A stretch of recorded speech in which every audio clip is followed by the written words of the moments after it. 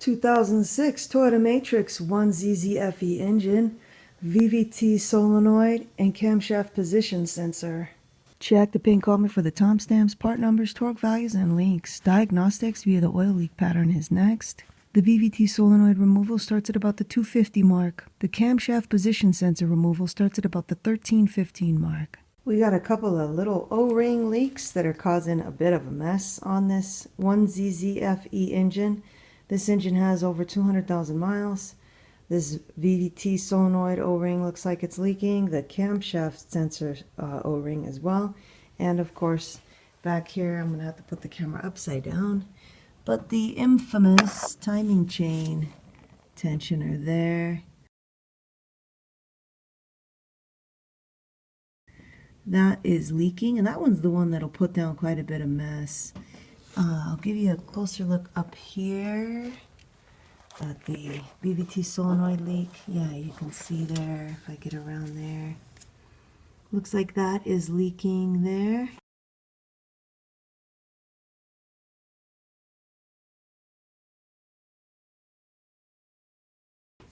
And over here, the camshaft position sensor.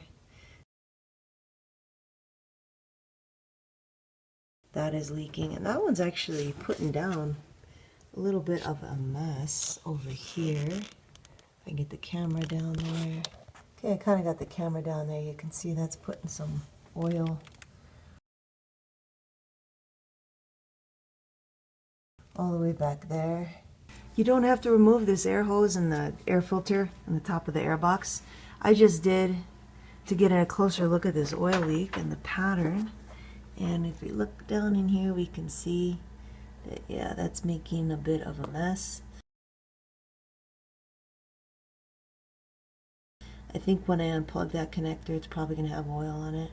But it does look like that O-ring is what's causing this. You can see it's getting on. There's a connector there for a coolant line. And it's under here. Went all the way back down here. So it's making a bit of a mess. Let's see, even down there. You can see some of that shininess. It's not coming from the valve cover, that's clear, because that's nice and dry up there. So this is our most likely culprit. I'm going to start over here at the VVT solenoid, but I'll put up a timestamp if you want to skip ahead to when we do the camshaft position sensor. Here is that VVT solenoid. There is a electrical connection and a 10 millimeter. I think for the VVT solenoid, I'll undo the electrical first. So there's just a tab here. I'm going to press that in and kind of wiggle it out. I'm going to move it this way, push it in a little bit to try to clear, because this one feels real brittle. So push it in a little bit and then push that tab down. Let's see if I can get it out. Oh boy, that one almost feels like it's going to break. Let's try it again. Oh boy, I might have to get pliers for this one. Alright, if you ever use pliers on these connectors, just be very careful, because it's very easy to break them with pliers. There we go. Okay. That's got a little bit of oil even on the connector there. If you have oil on your connector and you want to get it cleaned up, there's different products you can use. This is usually the one I use, the CRC QD Electronic Cleaner. And you just spray this in there and just let that completely dry. And that'll get it cleaned up real well. Now we can put that to the side while we work on this. We got that 10 millimeter down on the bottom. You can see that 10 millimeter there. I'm going to go in with the 3/8 with a wobble extension on there so I can kind of wiggle around stuff. I'm using a 3/8 because sometimes this is a little tighter than you might expect. So let me get on there. Shouldn't be that tight. I mean, the torque on these is like 80 inch-pounds on the install, but it does tighten up over heating cycles. So here we go. Alright, there we go.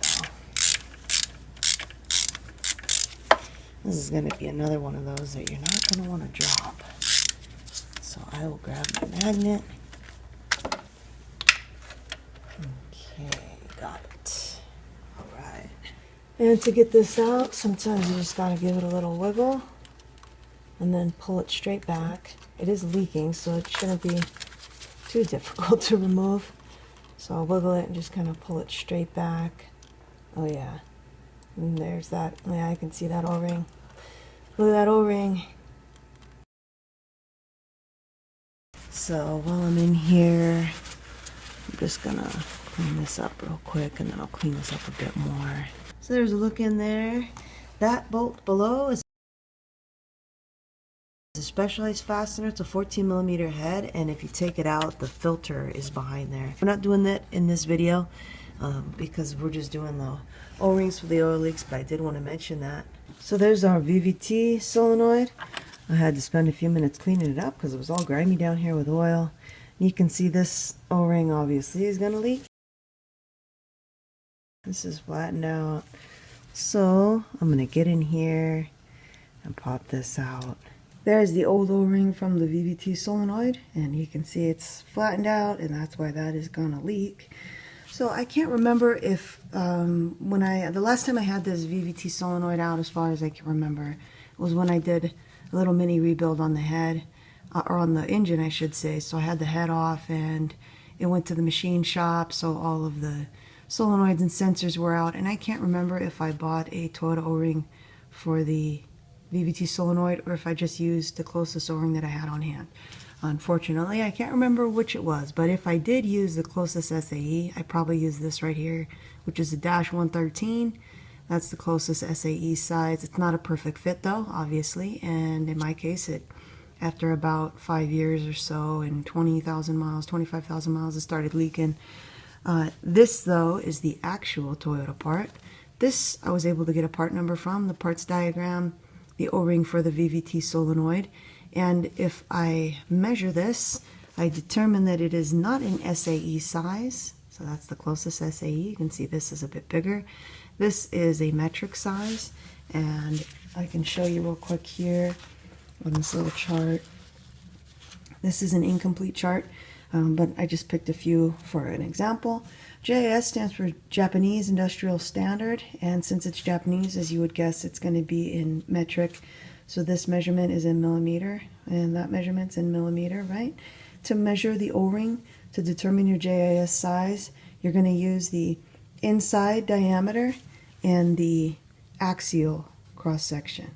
So this cross-section, or this way, that's on the radius, so that's called the radial cross-section. You can see here it includes the flash. We're not using that value. We're using the axial cross-section, which is on the axis. That's why they call it the axial cross-section. And if we measure out the, oh, where'd it go? Toyota. If we measure out this brand new Toyota O-ring, we can determine that the inside diameter is 13.8, the axial cross-section is 2.4, and that means it is a P14 JIS O-ring. So you can use either that measurement with your inside diameter and your axial cross-section to order this ring, or you can just look for a P14, JIS P14. So I did that, and I made an order from O-Rings and More, and I got some of those. That's the size there. And check the pin comment if you're going to be doing the timing chain tensioner O-ring. The reason I made the order to O-Rings and More is because I wanted to get a harder O-ring for that particular component. And so while I was making the order, since these are like 20 cents or whatever, I just bought a bunch of other O-rings that I sometimes encounter on different engines, since they're cheaper that way than buying it through Toyota, as long as you have a good reference. So there's our old O-ring, there's our Toyota, spec'd out Toyota, and here is the closest SAE, which is again just a little bit bigger. That's that -113, and then that's the one that I will actually be using. So whichever O-ring you go with, we're going to put a light coat of engine oil on it and slide it back on here. We'll go into this channel, not that one, this one here, the smooth one, not that one that's still a bit rough. And you can see there's a lot of features where you might get caught and damage the O-ring. So if you're using a pick, just use a pick to prevent it from falling in there. Because if you're doing it by hand and it goes in there, you're liable to catch it on there and maybe damage it. I'm going to use my little VVT sleeve here. This is just packaging plastic. It actually works best if I kind of curl it up first and make a cone shape and then slip it on. There's my cone shape, so I can slip the O-ring on here. Alright. And then let this open it up enough to go over those features. And then slide the O-ring down like so. Until I got it right where it needs to be, right there. Okay. So it's not necessary, but this is probably a better way to prevent the O-ring from getting jagged up there. Just use any kind of, this is just some type of packaging plastic, maybe from, I don't know, I always save bits of plastic from packaging because you can use them for stuff like this and for shims. So we're going back in with our VVT sensor in there. Make sure that you've got this part cleaned up. That's where it's going to ride. You see, because of the depth there. You don't need to go in very far. You can't go in very far, but just make sure that's cleaned up. And if you had both of these bolts out at the same time, the VVT is the shorter bolt. It's shorter than the cam sensor bolt. So we'll go ahead and slip this back in, and this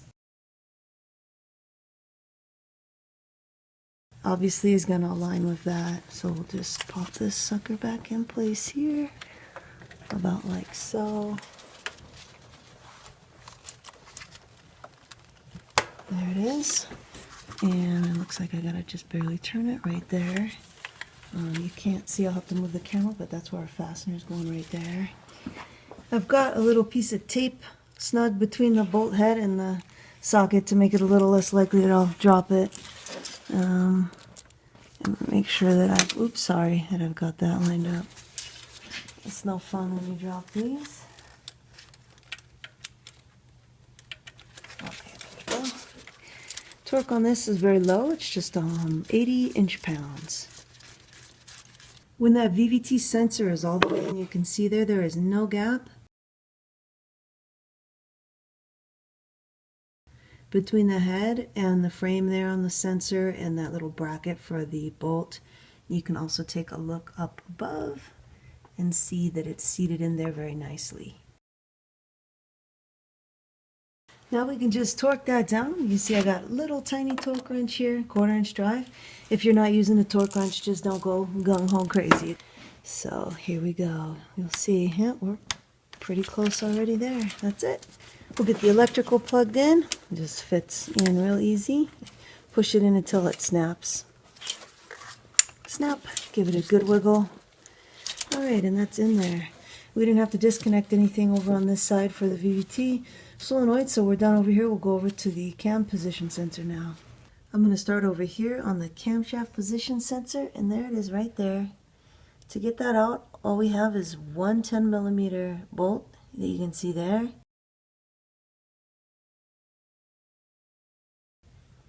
And then the electrical connector. I think I'm going to go ahead and just remove that bolt first, pull the sensor out, and then disconnect the electrical after I have it out. Or you could do it the other way too. I don't think I need to move anything except disconnect this hose here. So let's go ahead and do that just to get that little hose out of our way. Just going to reach in and grab that clamp on that hose, squeeze it, bring it up, and see how easy this is to remove. Might need a little persuasion. There it is. Okay, so while I'm here, I think I'll go ahead and disconnect this one as well. So I'm just going to squeeze this, pull it up, and move this breather hose. There we go. And now we can put these two to the side. Hopefully that's a pretty clear shot for you. I'm going in for that 10mm. I just got a 10mm on an extension here. Just get on that right there. We're just going to crack this free. Now, I don't want to drop that, so I'm going to grab a magnet. Put my magnet under here. Okay, got it on the magnet there. Now we'll pull this sensor out. We'll see if we might have to pry it, but we'll see if we can. Just seems like it's just gonna pop. Yeah, it's just gonna pop right out. All right, and there we go. There's our camshaft position sensor. Definitely leaking. Look at that. As you can see, it's definitely leaking. There's oil all right here. There shouldn't be any oil there. The oil should be stopped by the O-ring in this little spot right here. I'll give you a closer look at that in a second. Now, if you're just going to replace this O-ring, which I'm going to try to find a part for, you don't need to disconnect the electrical, but I'm going to go ahead and show you how to do that in case you're replacing the whole sensor. You're going to press down on this tab here and slowly wiggle it out. Sometimes it helps to actually push the sensor in a little bit, then press down, and then wiggle it out. But sometimes it just takes a little bit of effort. Try to use your hands. We'll use the pliers as a last resort if necessary. But, okay, there it goes. Oh, look at that. There's even oil in there. Oil all over the place. That oil should not be there. There should not be oil right there on the outside of the head. So that is confirmation that this O-ring is leaking at the camshaft position sensor, and I think it's what was causing all this mess. I did clean it up a little bit, but as you saw, it was pretty messy before. Here's our camshaft position sensor, and you can see it is a Toyota. It's the original as far as I know. This is a part number here. I'll put that up, 90080-19014. And I can see the problem right here, and that O-ring is flat. This is not a square section O-ring like you'd find on a caliper piston. This is supposed to be a regular circular section O-ring. I'll put up a picture of a new sensor so you can get an idea of what that O-ring is supposed to look like. And as you can see, it's shot. It's just totally flattened out. I'll just use this pick to... Oh boy, it's hard too. Oh yeah, that O-ring's really shot. Oh man. Oh gee, boy, oh boy. Okay, I don't want to scratch anything that I don't need to. Okay, get it past here. And I'll get it off with my fingers. Or will I? Oh man. This thing has definitely seen better days.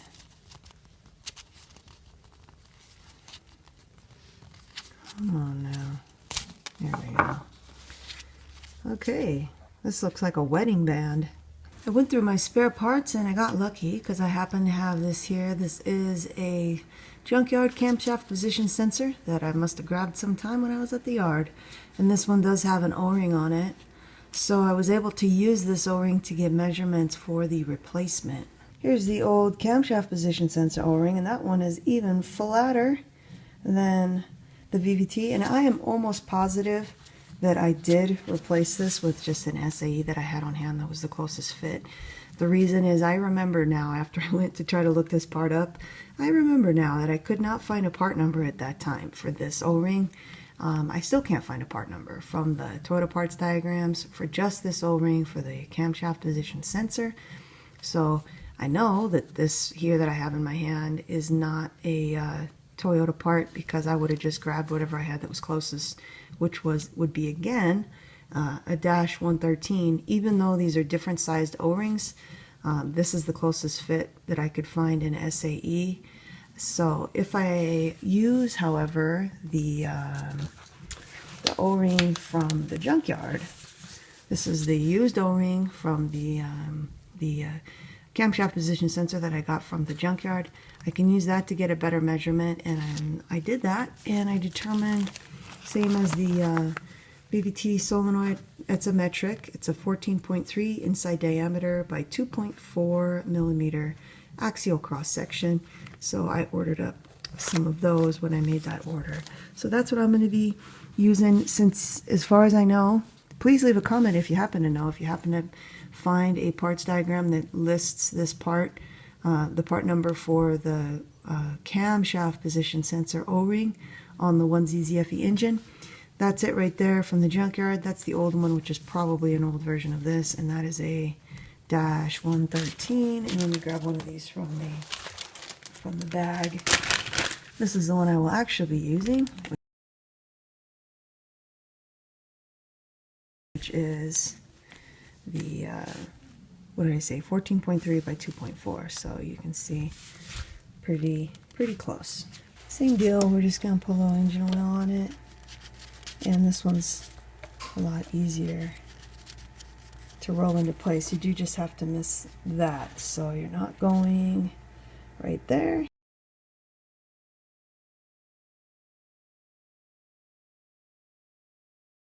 You're going there. If you want to use a sleeve, you can still use a sleeve on this one too. So there's my sleeve for that one. Let it open up, fit past there, and just slip it all the way down right there. Okay, get that to focus so that I'm clear. We're in this channel here, not that one. We're in the one behind it. Now we're over here for the camshaft position sensor. Same deal, just kind of eyeball where that fastener is going to go and get it lined up as you're seating it. And kind of look from above. Yeah, let's see, looks pretty close, and I'll give it the final pop in. I'll use the tape trick again here so I don't drop that. And get that fastener back in there. Now we can torque this down. This is again just 80 inch-pounds, which isn't much at all. That's it. Alright, this part on the electrical you can see lines up right there to kind of give you a little orientation. I'm going to push it in until it snaps. Snap. Give it a good wiggle. That is in there. Now we just have these two hoses. This hose here goes right on there. Make sure you push it all the way down and bring this clamp down.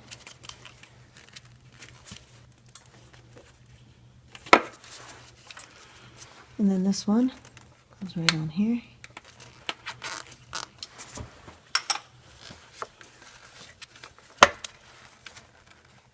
Right there. Alright, so make sure you've got those two hoses connected over there, and the electrical if you did the camshaft position sensor, and the electrical over here if you did the VVT solenoid. Next, before I move to the other repair, which will be in another video, I'm going to go ahead and start her up. The reason is because sometimes when you have the VVT solenoid out, the first attempt to start it after it's been out, sometimes it'll die, and you just restart again and everything will be back to normal. And so don't be alarmed if that happens. If it dies, just turn it off, wait a few seconds and start again. It should start up fine. If you get any kind of rough idling or anything, double check that you have these hoses connected. If you get a check engine light, double check that you didn't forget to plug in the electrical on either or both of those. So we'll head back inside now and start her up. So here we are inside. We'll go ahead and start her and see if she stalls. We'll see here.